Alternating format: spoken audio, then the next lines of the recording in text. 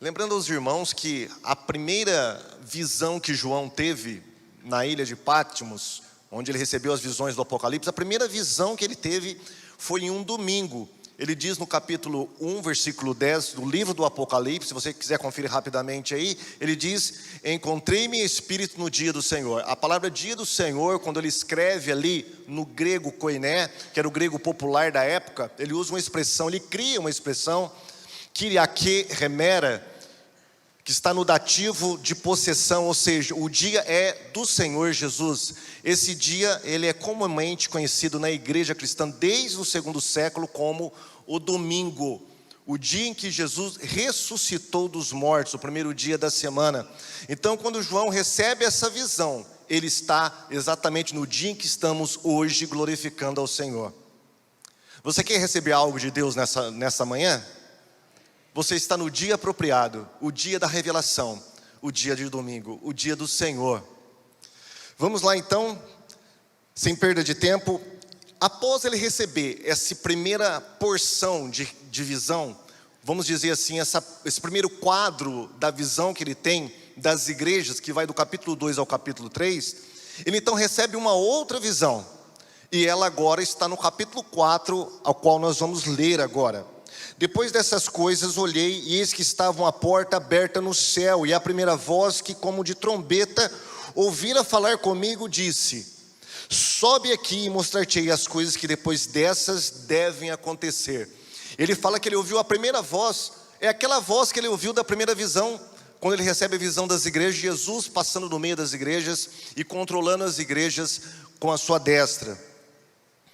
E logo fui arrebatado em espírito, e eis que um trono estava posto no céu, e um assentado sobre o trono. E o que estava sentado era na aparência semelhante à pedra de jaspe e de sardônica, e o arco celeste estava ao redor do trono, e era semelhante à esmeralda. Lembrando aos irmãos que eu estou lendo numa versão mais tradicional, talvez ela esteja um pouco diferente da sua versão, mas é a mesma ideia que está sendo passada aqui.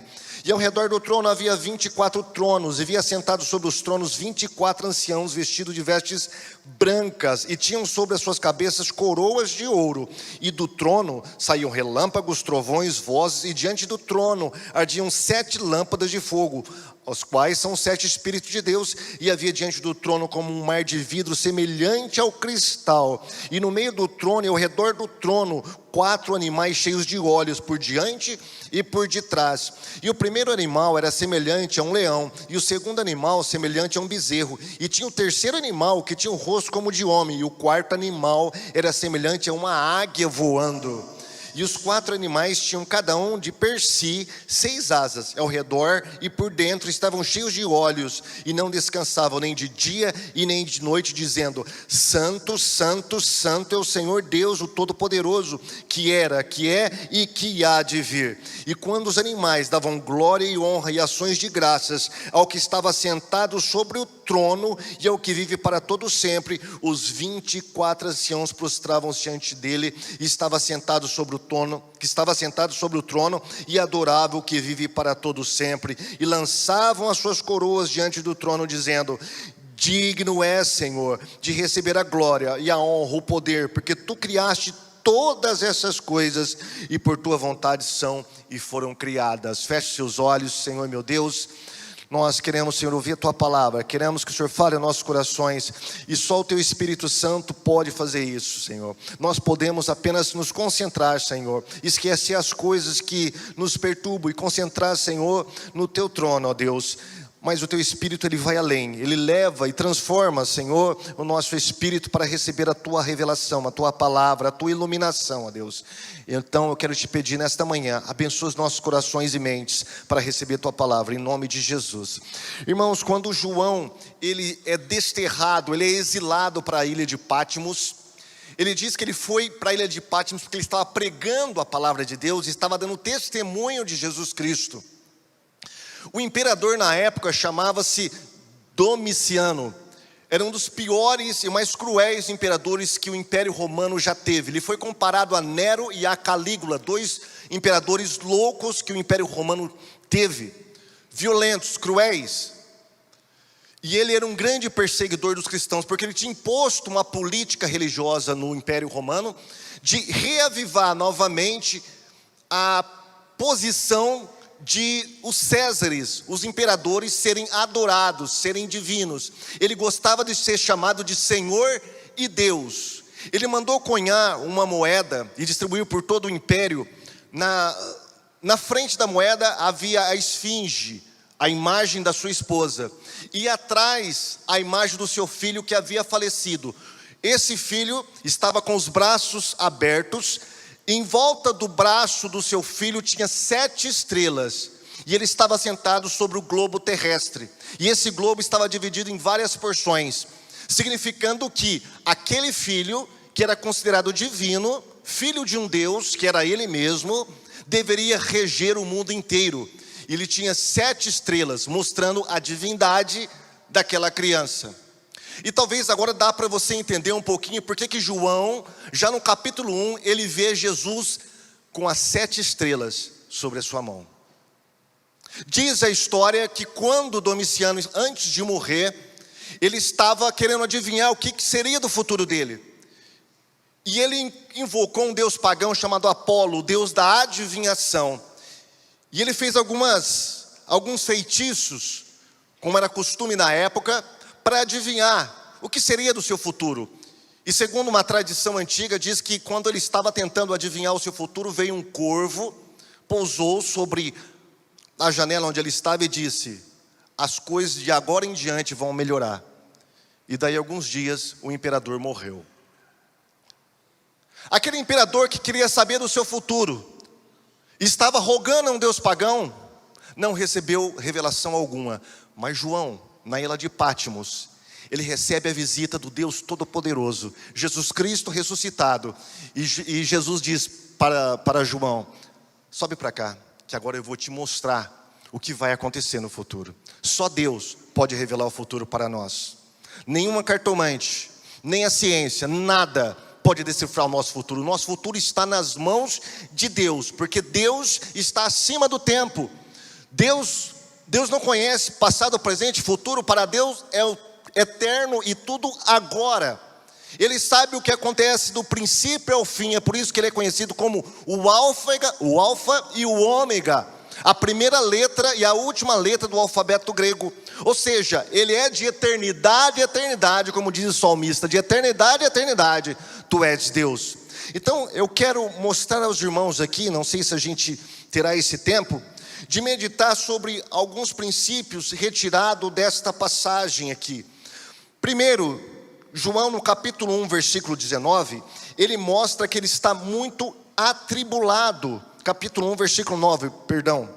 Diz assim: eu, João, que também sou vosso irmão e companheiro na aflição e no reino e na paciência de Jesus Cristo, estava na ilha chamada Patmos, por causa da palavra de Deus, por pregar a palavra de Deus. Lembra que eu acabei de falar para vocês que o imperador havia colocado uma política religiosa no estado, em que era proibido, era uma blasfêmia, e era condenado à morte quem criticasse a divindade do imperador.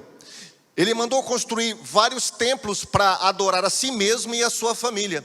Aqueles que não adorassem o imperador, não se dobrasse à política religiosa imperial, era morto ou, se tivesse muita sorte, exilado, como foi o apóstolo João. Então João fala que ele estava nessa ilha por causa da palavra de Deus e de reafirmar o testemunho de ser cristão, de pregar Jesus Cristo. A palavra aflição aqui tem um sentido de tribulação.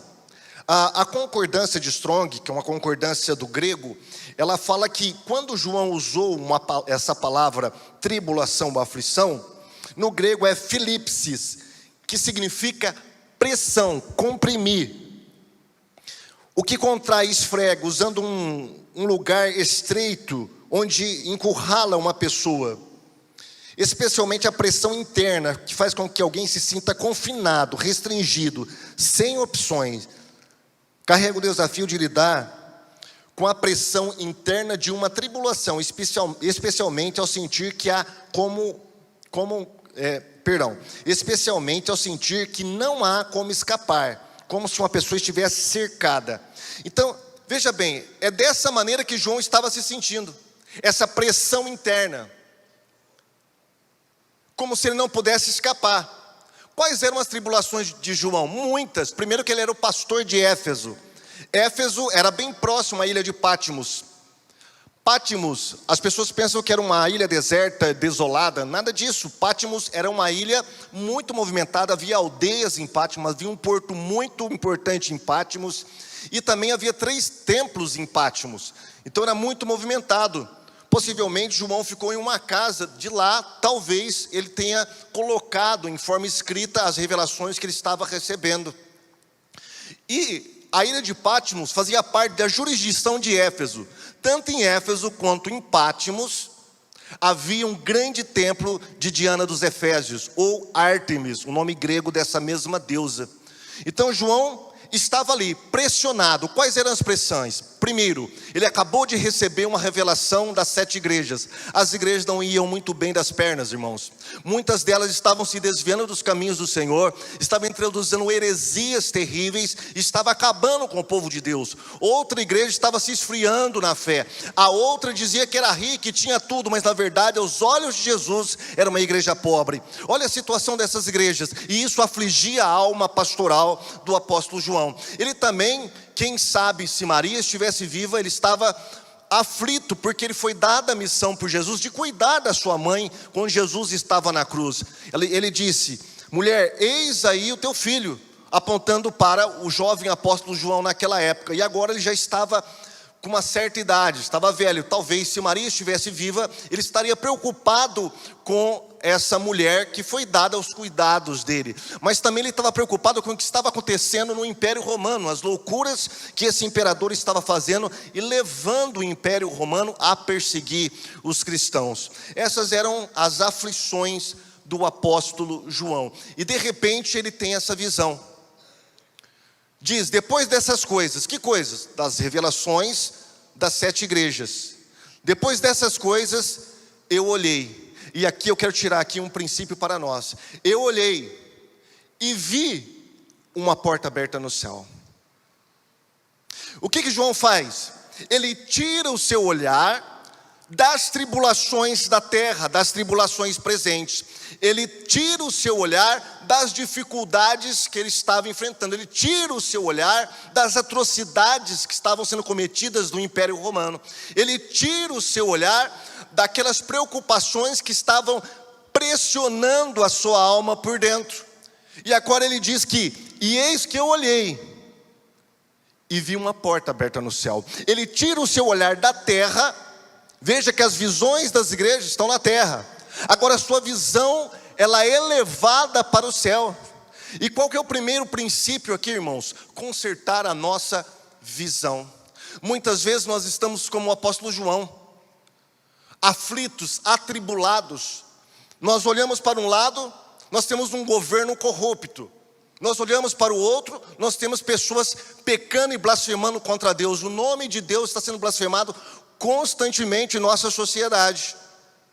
Nós olhamos muitas vezes para a nossa família, os filhos não querem vir para a igreja, o marido blasfema do nome de Deus, e você está sozinha ou está sozinho, talvez na sua fé. Olha quantas tribulações que a gente está passando, familiares e entes queridos adoecendo na sua casa, e você sente essa pressão interna, e muitas vezes o que acontece? A tendência é nós mantermos os nossos olhos fixos nas coisas da terra, mantemos os nossos olhos fixos nos problemas, mantemos os nossos olhos fixos na tribulação. Então a gente fica preso nessa cadeia de aflições. Qual que é o princípio aqui? O princípio que eu vejo aqui para nós é olhar para cima. Onde Deus está, irmãos? Está na terra ou está nos céus? Jesus ensinou a nós a orarmos: Pai nosso que está na terra. Não, Pai nosso que está no céu. Deus está no céu, e é para lá que o nosso olhar tem que ser direcionado. Você quer ter vitória na sua vida? Olhe para cima. Muitas vezes nós vivemos uma vida de derrota, porque nós olhamos como Pedro, apenas para a dificuldade. Jesus certa vez passou andando por cima das águas, onde estavam ali os discípulos em um barquinho, e E eles assustaram, e Jesus falou assim: olha, não temas, venha ter comigo. E Pedro foi, e a Bíblia diz que quando ele começou a sentir o vendaval e as águas batendo na sua perna, ele começou a observar tudo aquilo e começou a afundar. E Jesus estendeu a mão e puxou Pedro. Quando Pedro tirou seus olhos de Cristo e colocou nos problemas, naquela situação, ele começou a afundar. E é exatamente isso que acontece: a sua fé começa a afundar, as suas forças começam a afundar, o seu psicológico começa a afundar. Você começa a entrar num sistema de redemoinho que te puxa para baixo. Mas nessa manhã eu quero falar para você, e Deus está direcionando essa palavra para o seu coração: olhe para Jesus, olhe para cima, tira a sua vista dos problemas que estão te afligindo, veja que há algo mais no céu. Eu sempre falo que Deus, as coisas de Deus, o nosso relacionamento com Deus, ele é sinergista. O que é isso? O que é um sinergismo? É uma cooperação entre duas pessoas. Deus sempre manda a gente fazer alguma coisa e Ele faz depois. Você tem que se arrepender, aí Ele dá o perdão. Você tem que crer, aí Ele dá a cura. Você tem que exercer fé, aí Ele dá a salvação. Você tem que tirar a pedra, aí Ele ressuscita. Você tem que dar os 2 pães, os pães e os peixinhos, aí Ele faz a multiplicação. Você tem que marchar, aí Ele abre o mar vermelho. Entendeu? É sempre assim, é sempre uma cooperação. Sempre nós temos algo a fazer. Aquilo que nós podemos fazer, o que é possível a gente fazer, nós podemos fazer e nós devemos fazer. Aquilo que é impossível, aí Deus faz por nós, irmãos. O que é possível para você? É possível para você mudar a sua mentalidade, mudar a sua mente. Olha o que está escrito em Romanos capítulo 12, versículo 2: não conformeis com este mundo, mas transformai-vos pela renovação do vosso entendimento, para que você experimenteis qual seja a boa, agradável e perfeita vontade de Deus. Transformação da mente, em outras palavras, tira a sua mente desse mundo, não se conforme com as coisas deste mundo. Há muitos crentes que nasceram de novo e são crentes no espírito, mas na alma, no entendimento, pensa como mundano, raciocina como mundano ainda.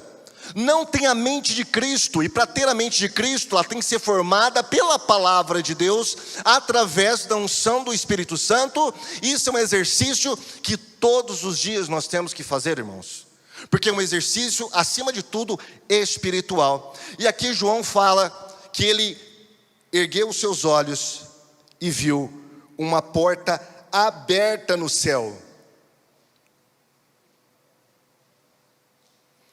Muitas vezes, nós estamos como aquele servo de Eliseu. 2 Reis diz assim, olha, uma passagem muito conhecida do profeta Eliseu. Um rei inimigo vem e invade Samaria e cerca com seus exércitos. E o servo daquele, o pajem, o servo daquele profeta, acorda de manhãzinha e começa a olhar, e ele começa a ver um monte de cavalos e cavaleiros de guerra cercando Samaria para prender o profeta. E diz assim a passagem: o servo do homem de Deus se levantou muito cedo e saiu, e eis que um exército tinha cercado a cidade com cavalos e carros. Então o seu servo lhe disse: ai, meu senhor, que faremos? E o profeta disse: não temas, porque mais são os que estão conosco do que os que estão com ele. E orou Eliseu e disse: Senhor, peço-te que abras os olhos para que ele veja. E o Senhor abriu os olhos do moço, e ele viu, e eis que o monte estava cheio de cavalos e carros de fogo ao redor de Eliseu. Você pode dar glória a Deus por isso? Não é pecado dar glória a Deus não, irmão. Pode dar glória a Deus. É necessário muitas vezes que Deus nos dê óculos espirituais para a gente conseguir enxergar. Eu, por exemplo, não consigo enxergar nada que está escrito aqui, mas quando eu coloco esses óculos, eu consigo ler tudo perfeitamente. Muitas vezes nós estamos fazendo uma leitura errada da realidade que está ao nosso redor. Por quê? Porque nós não vestimos os óculos espirituais que Deus nos dá. Nesta manhã eu quero falar para você: erga a sua cabeça, olhe para cima. Você pode fazer isso, essa é a sua parte. Você pode mudar a sua mente, você pode tirar a sua vista dos problemas e concentrar em Deus. E olha o que Deus faz, meu irmão. Aí entra a parte de Deus no sinergismo. Você fez a sua parte, João fez a parte dele. Ele tirou as vistas da terra e ergueu para cima. E olha que quando ele ergue as suas vistas, a Bíblia nos diz que ele viu uma porta aberta no céu e Deus disse: sobe aqui que eu vou te mostrar alguma coisa. Esse é o nosso Deus maravilhoso. Quando você faz a sua parte, Deus faz a dele. Chegai-vos a Deus, diz o apóstolo, e Ele chegará a vós. Faça a sua parte, dê o seu passo, faça o seu sacrifício, faça o esforço. Se coloque em posição de ser abençoado, e Deus vai te abençoar. Deus vai abrir porta que você às vezes nem pensaria que essa porta abriria, e de repente ela vai se abrir para você. Para João abrir uma porta no céu. E Deus disse: sobe para cá. Por que Jesus falou para João: sobe para cá? Interessante isso. Sabe por quê? Se nós continuarmos a leitura, pastor, estou acabando. Nós continuarmos a leitura, João, a primeira coisa que ele vê, quando ele sobe para o céu, ele sobe em espírito. Isso fala muito, eu não tenho tempo para explicar essas questões aqui, mas fala muito do que é ser espiritual e guiado pelo Espírito Santo. E quando ele sobe para o céu, a primeira coisa que ele vê é um trono. É um trono. Porque talvez muitas perguntas estavam passando na cabeça de João. Cadê Deus em toda essa história? Os cristãos estão sendo mortos, o imperador está fazendo o que ele quer. Quem está dando as cartas ao mundo afinal? Quem tem mais autoridade? O trono de César, do imperador, ou o trono de Deus? Talvez essas perguntas estavam passando na cabeça de João. E quando ele sobe para o céu, a primeira coisa que ele vê é o trono de Deus. E eu vi Deus, em volta dele tinha um arco-íris. O arco-íris fala sobre a misericórdia de Deus. Lembra lá a época de Noé, que Deus falou: olha, nunca mais eu vou destruir a terra. E colocou o arco no céu como uma aliança que Deus fez com a humanidade e com a descendência de Noé. Mas também do trono de Deus saíam trovões, saíam tempestades, saíam barulho, falando sobre uma grande tempestade que viria. Era Deus mostrando para João: João, você está vendo todo o império aqui? Tudo que está acontecendo? Nada foge ao meu controle, tudo está no meu controle. Quando João ergue e sobe para o céu, o que ele vê? Ele vê 24 anciãos, significando a igreja vencedora e glorificada no céu. E é assim que Deus nos vê. Capítulo 1 de Efésios, como que está escrito? Nós somos abençoados com toda sorte de bênção nas regiões celestiais. É assim que Deus me vê e te vê. Talvez você possa olhar para o espelho e ver um pecador, uma pessoa falha, uma pessoa sempre que está pisando na bola com Deus. Mas quando Deus olha para nós, ele vê a cruz de Cristo, ele vê o sangue de Cristo, ele vê uma pessoa transformada nos lugares celestiais. É assim que Deus nos vê. O que Deus fez levando João para o céu? É mostrar da perspectiva do trono como que Deus dirige a história do mundo.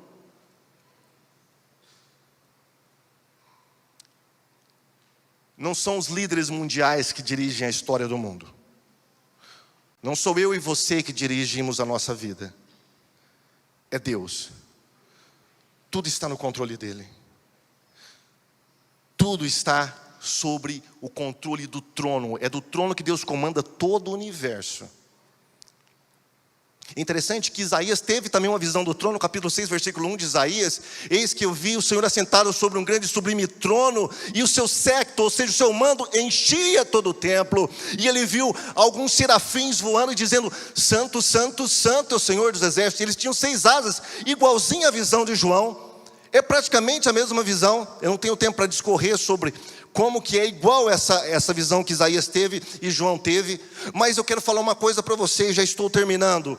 Que do trono a visão é diferente. Do trono você vê da perspectiva de Deus as coisas. Do trono a sua vida não é uma derrota, é apenas um meio que Deus traz para aperfeiçoar a fé em você, para te amadurecer. Os problemas vêm para te amadurecer, mas você só vai compreender isso quando você erguer a sua cabeça e ver da perspectiva do trono. Da perspectiva do trono, o mundo não está indo de mal a pior, o mundo está indo de de conforme Deus deseja que ele vá. Deus está no controle de todas as coisas.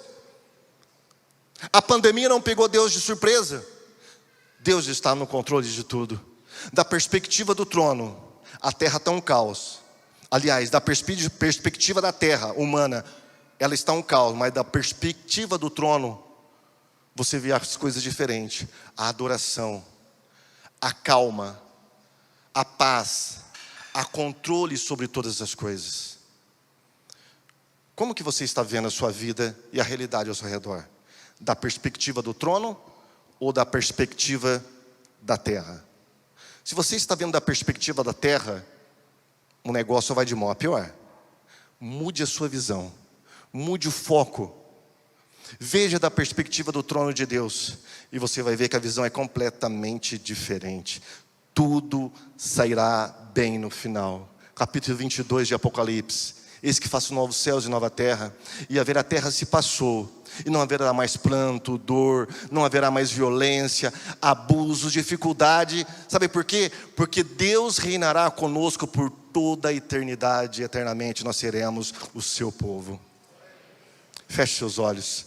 Senhor, meu Deus e meu Pai, eu te louvo e te agradeço, Senhor, porque o Senhor é bom. O Senhor nos ensina através da Tua Palavra, e a Tua Palavra é a autoridade final em nossa vida. Eu lhe peço, Senhor, para que essa palavra, ainda que seja rápida, Senhor, o Teu Espírito Santo possa, Senhor, tocar em cada coração, transformar, Senhor, animar essa pessoa, Senhor, fazer ela ter uma nova visão, uma visão, Senhor, a partir do Teu trono, onde o Senhor controla todas as coisas. Eu te peço, Senhor, e te agradeço, que o Teu Espírito Santo faça isso, em nome de Jesus. Amém.